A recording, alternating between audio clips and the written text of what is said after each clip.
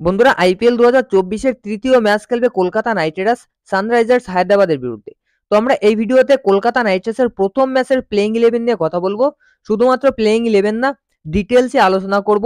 কেননা কলকাতা নাইট রাইডার্সের কিন্তু এখনো কিছু প্রশ্নের উত্তর খোঁজা বাকি আছে, আর এগুলোই কিন্তু চেষ্টা করছিল প্র্যাকটিস ম্যাচের মাধ্যমে। যেমন ওপেনিং এ সল্টের সঙ্গে কে খেলবে, এটাও কিন্তু একটা প্রশ্ন।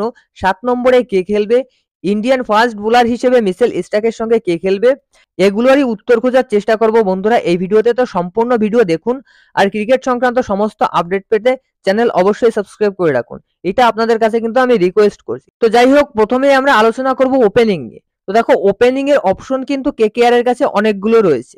দুজন বিদেশি ওপেনার রয়েছে, 1 নম্বরে ফিলিপ সল্ট এবং 2 নম্বরে হচ্ছে রহমানুল্লাহ গুরবাস, এবং দুজনই কিন্তু উইকেট কিপার ব্যাটসম্যান। তবে দুটো প্র্যাকটিস ম্যাচের মাধ্যমে যেটা বোঝা গিয়েছে সেটা হচ্ছে কেকেআর কিন্তু ফিলিপ সল্টের সঙ্গে যাবে অ্যাজ এ বিদেশি ওপেনার এবং বিদেশি উইকেট কিপার। হ্যাঁ বন্ধুরা, দুটো প্র্যাকটিস ম্যাচ খেলেছে, দুটো প্র্যাকটিস ম্যাচেই কিন্তু খুবই ভালো পারফরমেন্স করেছে। আর তার সঙ্গে ওপেনিং এ কে খেলবে, দেখো ওপেনার হিসেবে কে কে রয়েছে দলে। ইন্ডিয়ান ওপেনার হিসেবে রয়েছে ভেঙ্কটেশ আইয়ার, কেএস ভরত রয়েছে, মনীষ পান্ডেকে দিয়ে ওপেন করাতে পারে। এছাড়াও একজন নতুন ওপেনার কিন্তু কেকেআর এর স্কোয়াডে এই মুহূর্তে রয়েছে, সে হচ্ছে অঙ্কুরিশ রঘুবংশী। অঙ্কুরিশ রঘুবংশী কিন্তু দুটো প্র্যাকটিস ম্যাচ খেলেছে, খুবই ভালো খেলেছে দুটো ম্যাচে। তারপরেও অঙ্কুরিশ রঘুবংশীকে কিন্তু প্রথম ম্যাচে ট্রাই নাও করতে পারে, কেননা সে খুবই ইয়ং প্লেয়ার। প্রথমবারের মতো বড় মঞ্চে খেলছে, আইপিএল এর মতো বড় মঞ্চে খেলাটা কিন্তু খুবই একটা টাফ ব্যাপার। প্র্যাকটিস ম্যাচে ভালো পারফরমেন্স করেছে, প্র্যাকটিস ম্যাচে কিন্তু ফ্রিলি খেলতে পারে, আউট হলে কোনো প্রবলেম নেই। রান করতে পারলে ভালো, না করতে পারলে আরো ভালো, এরকম একটা ব্যাপার কিন্তু থাকে।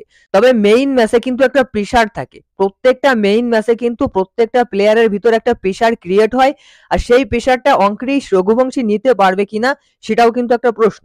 তার জন্য কেকেআর কিন্তু প্রথম ম্যাচে খুব সম্ভবত অঙ্কুরিশ রঘুবংশীর সঙ্গে যাবে না, মনীষ পান্ডে অথবা ভেঙ্কটেশ আইয়ার, এই দুজনের সঙ্গে যেতে পারে। তো দেখো, মেইন ইন্ডিয়ান ওপেনার হিসেবে কিন্তু কেকেআর এ ভেঙ্কটেশ আইয়ার রয়েছে।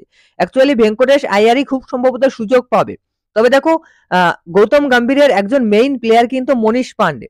গৌতম গম্ভীরের ক্যাপ্টেন্সিতে মনীষ পান্ডে কেকেআর এ খেলেছে, খুবই ভালো খেলেছে, দুজনের বন্ডিংটাও কিন্তু ভালো।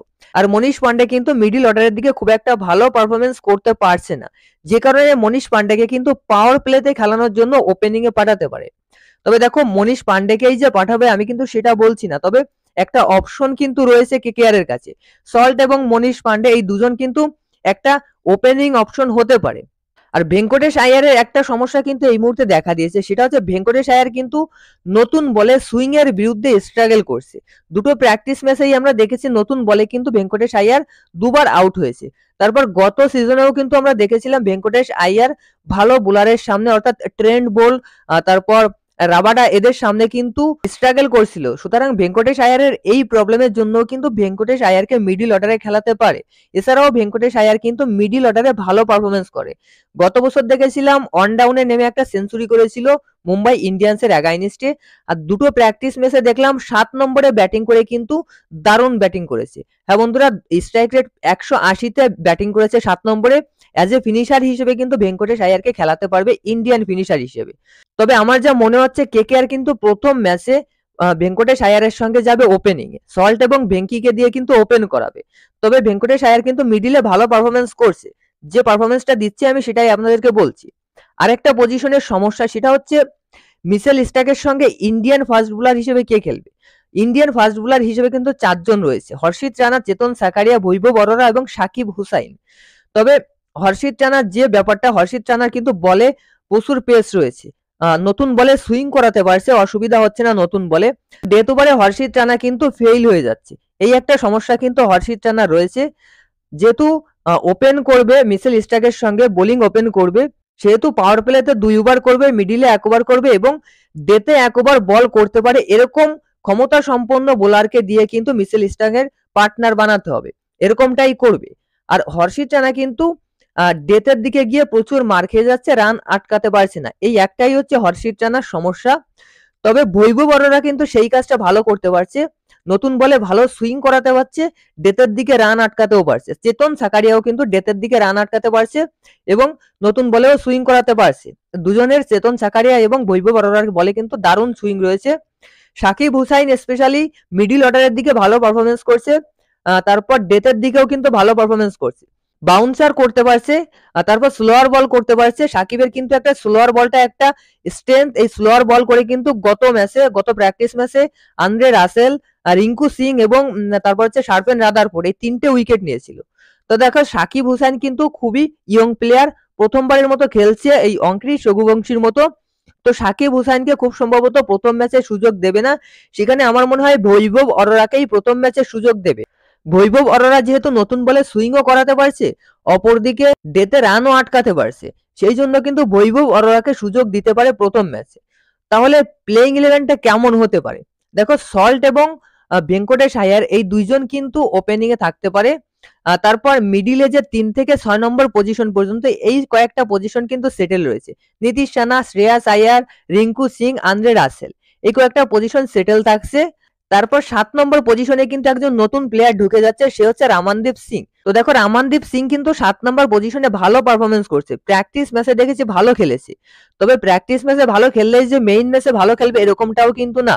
তারপরেও রামানদীপ সিং এর কিন্তু 7 নম্বর পজিশনটায় ম্যাচ বের করার একটা অ্যাবিলিটি রয়েছে। মিচেল স্টার্কও 8 নম্বরের দিকে ব্যাটিং করতে পারবে, অসুবিধা হবে না। নারেন ব্যাটিং এ পারফরমেন্স করতে পারছে না, কোনো অসুবিধা নেই। As a bowler Sunil Narine খেলবে। 10 নম্বরে বৈভব অরোরা এবং 11 নম্বরে ইন্ডিয়ান স্পিনার হিসেবে কিন্তু বরুণ চক্রবর্তী খেলবে। তো কেকেআর এর যে প্লেইং ইলেভেন সেট করা যাচ্ছে সেটা কিন্তু খুবই ব্যালেন্স প্লেইং ইলেভেন। আপনারা একবার দেখে নিন স্ক্রিনে। 1 নম্বরে ফিলিপ সল্ট খেলবে উইকেট কিপার হিসেবে, ফরেন ওপেনার হিসেবে। তার সঙ্গে ওপেনিং এ 2 নম্বরে খেলবে ভেঙ্কটেশ আইয়ার, অর্থাৎ সল্ট এবং ভেঙ্কটেশ আইয়ার দুজন ওপেনার। 3 নম্বরে খেলবে নীতিশ রানা, 4 নম্বরে খেলবে শ্রেয়াস আয়ার ক্যাপ্টেন, 5 নম্বরে খেলবে রিঙ্কু সিং, 6 নম্বরে খেলবে আন্দ্রে রাসেল, 7 নম্বরে খেলবে রামানদীপ সিং, 8 নম্বরে খেলবে মিচেল স্টার্ক, 9 নম্বরে খেলবে সুনীল নারিন, 10 নম্বরে বৈভব অরোরা এবং 11 নম্বরে বরুণ চক্রবর্তী। তো এটাই কিন্তু কেকেআর এর প্রথম ম্যাচের প্লেইং ইলেভেন হতে পারে। স্পেশালি প্রথম ম্যাচের পিচটা কিন্তু ফ্ল্যাট পিচে খেলা হবে, যেটা কিন্তু ইডেন গার্ডেন্স এর পিচ কিউরেটর সুজন মুখার্জি বলে দিয়েছে। প্রথম ম্যাচটা যে পিচে খেলা হবে সেই পিচে 200 প্লাস রান হবে ইজিলি। ধরে নিন একটা ফ্ল্যাট পিচে ফাটা পিচে কিন্তু খেলা হবে। সুতরাং ব্যাটিং স্ট্রেংথ কিন্তু বেশি রাখা দরকার, আর বোলিং স্ট্রেংথটাও কিন্তু ভালো রাখা দরকার। সেহেতু তোমার অঙ্ক্রিস রঘুবংশী এবং সাকিব হুসাইন দুজন প্র্যাকটিস ম্যাচে ভালো করলেও কিন্তু দুজনকে খুব সম্ভবত প্রথম ম্যাচে প্লেইং ইলেভেনে রাখবে না। আর ইম্প্যাক্ট প্লেয়ারের সম্পর্কে আসলে ইম্প্যাক্ট প্লেয়ারের দিকটায় কিন্তু 4 জন প্লেয়ার রাখতে পারবে। মনীষ পান্ডে থাকবে ব্যাটসম্যান হিসেবে, সুয়াস শর্মা থাকবে স্পিনার হিসেবে, অনুকূল রয় থাকবে অলরাউন্ডার হিসেবে এবং হর্ষিত রানা থাকবে ফার্স্ট বোলার হিসেবে। এই 4 জন কিন্তু ইম্প্যাক্ট প্লেয়ার হিসেবে থাকবে। তো কেকেআর এর প্লেইং ইলেভেনটা কিন্তু খুবই স্ট্রং প্লেইং ইলেভেন মনে হচ্ছে। সানরাইজার্স হায়দ্রাবাদের বিরুদ্ধে এই প্লেইং ইলেভেন নিয়েই খুব সম্ভবত খেলা হবে। আর গৌতম গম্ভীরের মাথায় কি রয়েছে সেটা কিন্তু আমরা এখনো জানি না। তার মাথায় কিন্তু অন্য কিছু ভাবতে পারে, যেমন সুনীল নারিনকেও কিন্তু ওপেনিং এ পাঠিয়ে দিতে পারে সল্টের সঙ্গে, বলা যায় না, এরকমটা করতেই পারে। তবে বর্তমান পরিস্থিতির উপর ডিপেন্ড করে কিন্তু আমার মনে হচ্ছে সল্ট ভেঙ্কিকে দিয়ে ওপেন করাবে, বাকি প্লেইং ইলেভেনটা কিন্তু একই রকম থাকবে। তো আপনাদের মতে কেকেআর এর প্রথম ম্যাচের প্লেইং ইলেভেন কেমন হওয়া উচিত কমেন্টে জানাও।